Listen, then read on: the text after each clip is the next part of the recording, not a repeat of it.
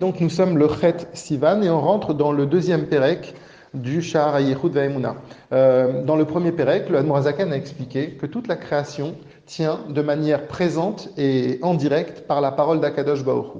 Dans le deuxième Pérec, le Admorazaken dit que justement ça vient exclure ce que l'on pourrait penser, c'est que Akadosh Baruch Hu aurait créé un monde une fois, et puis après, il laisse le monde se débrouiller tout seul. C'est comme si que le monde aurait une certaine autonomie. Il dit que ça, c'est pas du tout possible. Pourquoi? Parce qu'on ne peut pas comparer la création du monde avec, par exemple, le fait qu'un orfèvre ou un artisan va créer une pièce. Par exemple, il va faire une bague. Pour faire une bague, eh bien, on prend un lingot d'or, par exemple, et on en fait une bague. Mais quand on fait une bague, on n'est pas en train de créer quelque chose, yesh me'ayin, on est simplement en train de transformer, parce que dans ce lingot d'or existe la bague. Simplement, l'orfèvre, il a été capable de faire ressortir cette bague, et donc finalement, il n'a fait que transformer l'apparence de cet or. Alors que quand Akadosh Baruch Hu a créé le monde, il le crée vraiment de rien. Il n'y a pas quelque chose qui existe. À quoi on pourrait comparer ça dans le monde matériel? Eh bien, un petit peu à l'idée de Kriyat Yam-Souf. Quand Akadosh Baruch Hu, il nous fait passer,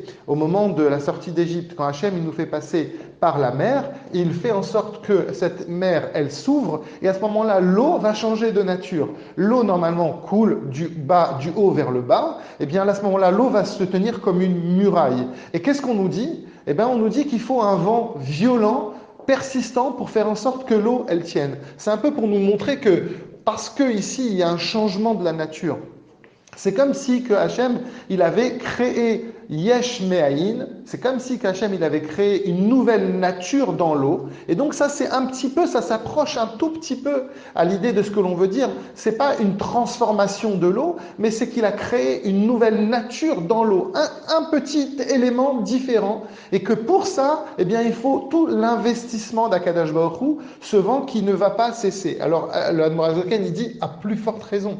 À plus forte raison, si déjà l'eau, elle existe, et que simplement pour changer une des caractéristiques de l'eau, il faut l'implication permanente d'Hachem, alors à plus forte raison, quand on parle ici d'une création qui n'existait pas, que le monde et toutes ses composantes sont venues de rien, eh bien à plus forte raison que l'implication d'Akadash Baruch Hu, elle est permanente et elle est vraiment tout le temps, elle est tout le temps autour de nous et Hachem nous recrée en permanence.